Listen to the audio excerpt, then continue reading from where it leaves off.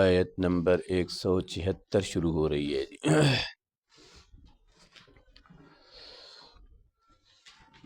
اعوذ باللہ من الشیطان الرجیم، بسم اللہ الرحمن الرحیم۔ وَلَوْ شِئْنَا لَرَفَعْنَاهُ بِهَا وَلَكِنَّهُ أَخْلَدَ إِلَى الْأَرْضِ وَاتَّبَعَ هَوَاهُ فَمَثَلُهُ كَمَثَلِ الْكَلْبِ إِن تَحْمِلْ عَلَيْهِ يَلْهَثْ أَوْ تَتْرُكْهُ يَلْهَث ذَلِكَ مَثَلُ الْقَوْمِ الَّذِينَ كَذَّبُوا بِآيَاتِنَا فَاقْصُصِ الْقَصَصَ لَعَلَّهُمْ يَتَفَكَّرُونَ سَاءَ مَثَلًا الْقَوْمُ الَّذِينَ كَذَّبُوا بِآيَاتِنَا وَأَنفُسَهُمْ كَانُوا يَظْلِمُونَ۔ وَلَوْ شِئْنَا، اور اگر ہم چاہتے، لَرَفَعْنَاهُ، تو البتہ بلند کر دیتے ہم اس کو، بہا، ساتھ اس کے، وَلَكِنَّهُ، لیکن وہ، اخلد، میل ہو گیا، الی الارض، زمین کی طرف، یعنی مال و متاع کی طرف، واتبع، اور اس نے پیروی کی، ہواہ، اپنی خواہشات کی، فمثلہ، تو پس اس کی مثال، کمثل الکلب، کتے جیسی ہے، ان تحمل، کہ اگر آپ بوجھ ڈالیں اس کتے کے اوپر تو یلہس، وہ ہانپتا ہے، او تترک ہو، یا آپ اس کو چھوڑ دیں تب بھی یلہس ہو، وہ ہانپتا ہے۔ ذالک مثل القوم، یہ مثال ہے، القوم، ان لوگوں کی، الذین، جنہوں نے، کذبوا، جھٹلایا، بآیاتنا، ہماری آیتوں کو، فاقصص، پس آپ بیان کرے، القصص، قصہ، لعلہم، شاید کہ وہ، یتفکرون، غور و فکر کریں۔ ساء، بہت ہی بری مثال ہے ان لوگوں کے لیے، کذبوا، جنہوں نے جھٹلایا، بآیاتنا، ہماری آیتوں کو، وانفسہم، کانوا یظلمون، اور انہوں نے اپنی جانوں کے اوپر ظلم کیا۔ قصہ آپ کو پچھلے سبق کے اندر بتا دیا تھا کہ بلعم بن باعورہ، یہ بنی اسرائیل کا، بعد نے کہا ہے کہ ایک شخص تھا، اور بعد نے کہا کہ ملک شام میں بیت المقدس اور وادی نعمان کے پاس، یعنی یہ وہاں رہتا تھا، تو بعد نے کہا کہ یہ بنی اسرائیل کا شخص تھا، لیکن اتنی بات متفق ہے کہ اس کو اللہ نے تورات کا علم دیا تھا، یہ بہت بڑا عالم تھا، بہت مستجاب الدعوات تھا، اسم اعظم اس کو یاد تھے، اور اللہ اس کی دعا کو قبول کرتا تھا، اور اس سے جو ہے وہ قوم والوں نے پیسے دے کر، ہدیے تحفے پیش کر کے، یا پھر اس کی بیوی کو جو ہے وہ ہدیے تحفے دے کر، تو اس کو حضرت موسیٰ علیہ السلام اور بنی اسرائیل کے خلاف بد دعا کرنے کا کہا، اور یہ بیوی کے جو ہے وہ شکنجے میں آ گیا، یا پھر ان تحفے اور ہدیوں کو لے کر وہ اس لالچ اور طمع میں آ گیا، تو پیغمبر کے خلاف اس نے ہاتھ اٹھا دیے، بد دعا کرنا شروع کر دی، لیکن زبان اور دل کے اوپر کنٹرول چونکہ اللہ کا ہے، تو میں نے بتایا تھا کہ وہ بد دعائیہ جملے جو موسیٰ علیہ السلام کے لیے اور ان کی قوم کے لیے کہنا چاہتا تھا، تو وہ بد دعائیہ جملے ان جو ہے قوم عمالقہ جو مجبور کر رہے تھے ان کے لیے نکلتے تھے، دو دعائیہ جملے اپنے قوم کے لیے کرنا چاہتا تھا، وہ دعائیہ جملے موسیٰ علیہ السلام اور ان کی قوم کے لیے نکلتے تھے۔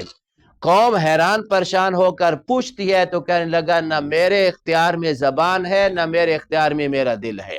بس یہ میں کچھ کہتا ہوں لیکن اللہ مجھ سے کچھ کہلواتا ہے۔ اب یہ تو ان کے بارے میں ہوا، اور پھر اس نے جو تدبیر بتائی تھی کہ اپنی نوجوان لڑکیوں کو ان کے سامنے پیش کرو، اگر کوئی ایک بنی اسرائیلی بھی بدکاری کے اندر مبتلا ہو گیا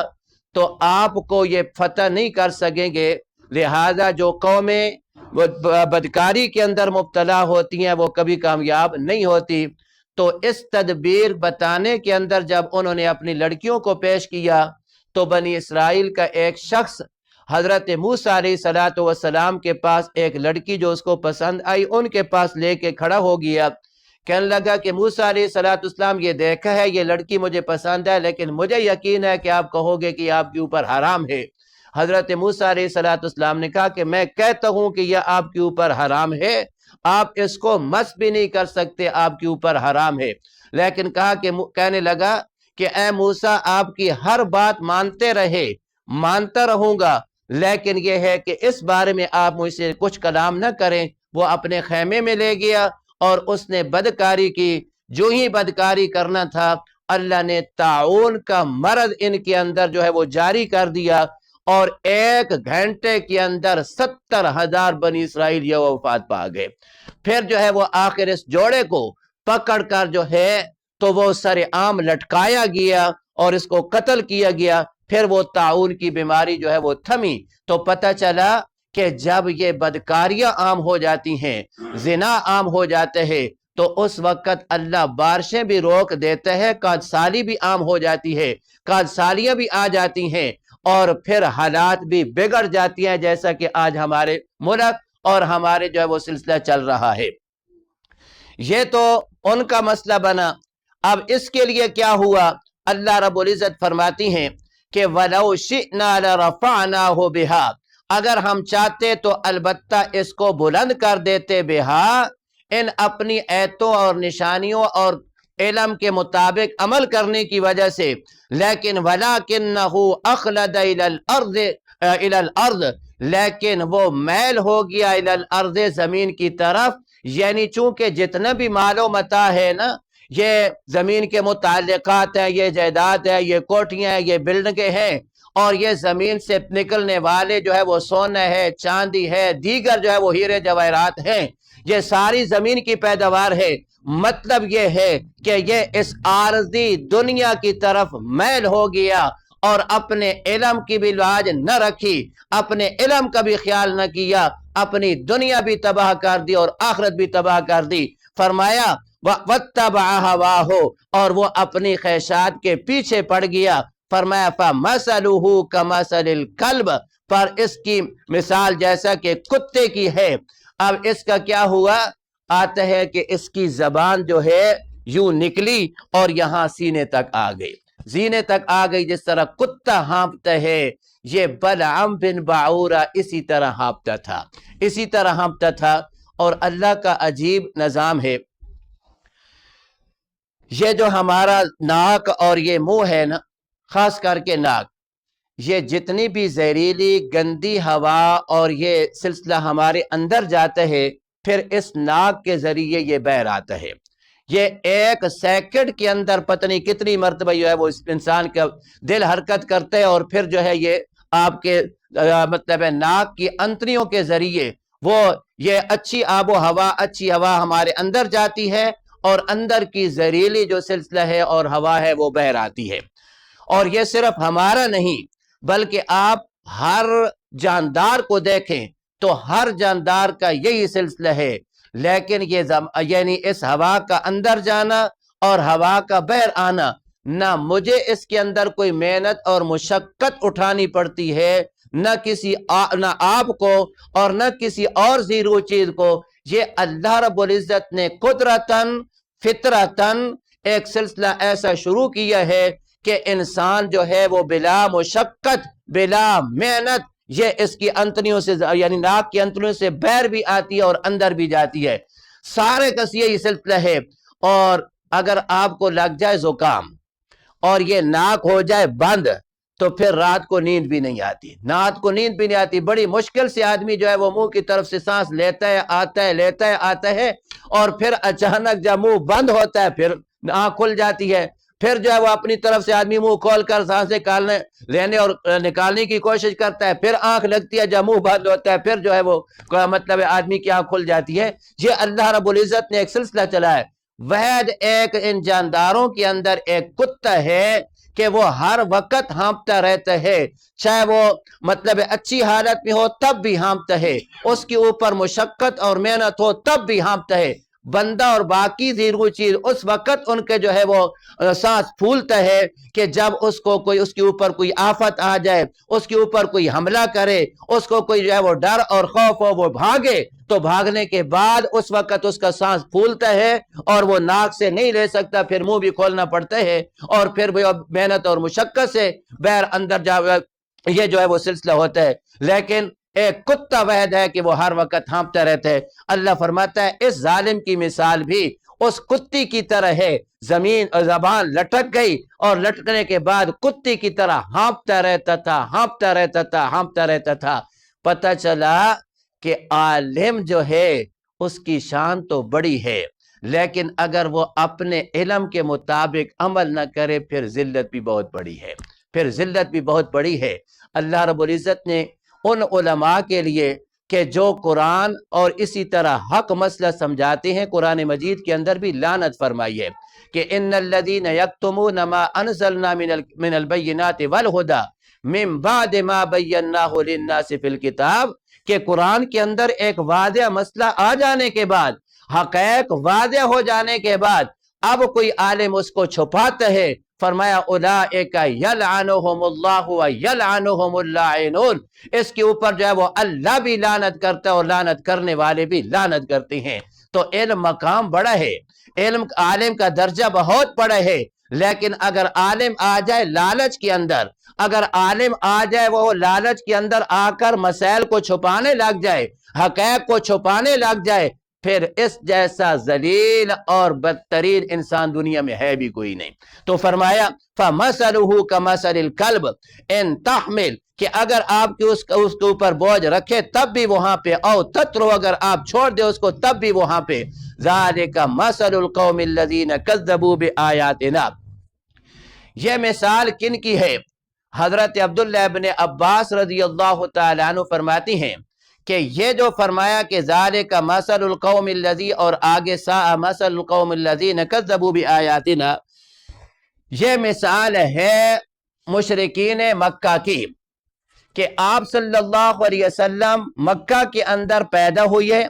40 سال تک تو وہ صادق و امین کے ساتھ محمد پاک صلی اللہ علیہ وسلم کو پکارتے تھے، نام نہیں لیتے تھے۔ لیکن جب اللہ کے پیارے حبیب کو اللہ نے فرمایا کہ میرے پیغمبر اب قرآن بیان کرو، لا الہ الا اللہ کی ضربیں لگاؤ، مسئلہ توحید کو کھول کر بیان کرو، اب انہوں نے نعوذ باللہ محمد پاک کو ساحر، کاہن، جادوگر کہنا شروع کر دیا، تو فرمایا ساء مثلا القوم الذین کذبوا بآیاتنا، اور اسی طرح ذالک مثل القوم الذین کذبوا بآیاتنا، مثال ہے ان لوگوں کی کہ جنہوں نے ہماری آیتوں کو جھٹلایا۔ فَقُصُصِ الْقَصَص، میرے پیغمبر یہ قصہ بھی ان کے سامنے بیان کر دو، بلعم بن باعورہ والا قصہ بھی بیان کر دو کہ جو اللہ کی آیات کو جھٹلاتا ہے، اللہ کی شریعت کے مطابق اور اس کے مطابق، علم کے مطابق عمل نہیں کرتا، تو پھر وہ بھی ذلیل دنیا کے اندر ایسا ہوگا کہ جس طرح بلعم بن باعورہ کو اللہ نے دنیا کے اندر ذلیل و خوار کیا ہے۔ اور یہ مشرکین مکہ ہوئی ہے دنیا کے اندر۔ اللہ رب العزت نے بدر کے اندر ان کے 70 سرداروں کو اللہ نے جو ہے وہ قتل کرا دیا، اور 70 سرداروں کو جو ہے وہ سلاسل قید کرا دیا۔ اور اس سے ذلت بڑھ کر کیا ہو سکتی ہے کہ جس محمد پاک صلی اللہ علیہ وسلم کو مکہ سے نکالا تھا، اللہ رب العزت نے جو ہے وہ 8 سال کے بعد اسی محمد پاک صلی اللہ علیہ وسلم کو فاتح بنا کر جو ہے وہ مکہ کے اندر داخل کر دیا۔ تو حضرت عبداللہ ابن عباس فرماتے ہیں کہ یہ مثال ہے مشرکین مکہ کی۔ دیگر مفسرین فرماتی ہیں کہ بنی اسرائیل کی مثال ہے کہ جب محمد پاک صلی اللہ علیہ وسلم دنیا میں ابھی تک مبعوث نہیں ہوئے تھے، تو یہ محمد پاک صلی اللہ علیہ وسلم کے نام کی قسمیں اٹھاتے تھے، اور یہ ملک شام کو چھوڑ کر مدینہ کی طرف آنے لگے کہ محمد پاک صلی اللہ علیہ وسلم آئیں گے، مدینہ کے اندر ہجرت کر کے ہم پہلے ان کے جو ہے وہ استقبال کرنے والے ہوں گے۔ یہ اپنے دشمنوں کو للکارتے تھے کہ اب تو تم ہمارے اوپر ظلم و زیادتیاں کر رہے ہو، لیکن جس کا جو ہے وہ ذکر تورات کے اندر موجود ہے، حضرت عیسیٰ علیہ السلام نے ذکر کیا کہ ایک نبی آئے گا میرے بعد اور اس کا نام جو ہے وہ اسمہ احمد، اس کا نام احمد ہوگا، لہذا ہم ان کے قیادت میں آ کر، ان کے اوپر ایمان لا کر، ان کی قیادت میں آ کر جو ہے ہم تمہارے اوپر حملہ کریں گے اور ہم جو ہے وہ تمہاری اینٹ سے اینٹ بجا دیں گے۔ پہلے تو یہ کہتے تھے، لیکن جب محمد مصطفیٰ صلی اللہ علیہ وسلم دنیا میں آئے اور لا الہ الا اللہ کا دعویٰ کیا تو سب سے بڑے دشمن محمد پاک کے یہ یہودی بن گئے، یہ بنی اسرائیلی بن گئے۔ تو یہ باقی مفسرین کہتے ہیں کہ یہ مثال ہے ان اسرائیلیوں کی، ان یہودیوں کی، کہ جو محمد پاک صلی اللہ علیہ وسلم کی قسمیں کھاتے تھے، لیکن جب آئے تو سب سے بڑے دشمن یہی بن گئے۔ تو فرمایا ذالک مثل القوم الذین کذبوا بآیاتنا فقصص القصص لعلہم یتفکرون، تاکہ وہ غور و فکر کریں۔ ساء مثل للقوم، بہت ہی بری مثال ہے ان لوگوں کی جنہوں نے جھٹلایا بآیاتنا، ہماری آیتوں کو، وانفسہم کانوا یظلمون، اور حالانکہ وہ اپنی جانوں کے اوپر ظلم کر رہے تھے۔ اللہ عمل کی توفیق عطا فرمائے۔ الحمد للہ رب العالمین والعاقبۃ للمتقین، الصلاة والسلام علی سید الرسل وخاتم الانبیاء۔ اللہم اعنا علی ذکرک وشکرک وحسن عبادتک، اللہم لا مانع لما اعطیت ولا معطی لما منعت ولا ينفع ذا الجد منک الجد۔ اللہم انک عفو کریم تحب العفو فاعف عنا، تحب العفو فاعف عنا۔ یا الہ العالمین، خیریت کی باران رحمت عطا فرما۔ یا اللہ ہمارے گناہوں کو نہ دیکھ، ہمارے کرتوتوں کو نہ دیکھ، اللہ رب العزت جو ہے وہ خیریت کی باران رحمت عطا فرما۔ اللہم اغثنا غیثا مغیثا مریا مریا عاجلا غیر عاجل نافعا غیر ضار، وصلی اللہ تعالی علی خیر خلقہ محمد وعلی آلہ واصحابہ اجمعین برحمتک یا ارحم الراحمین۔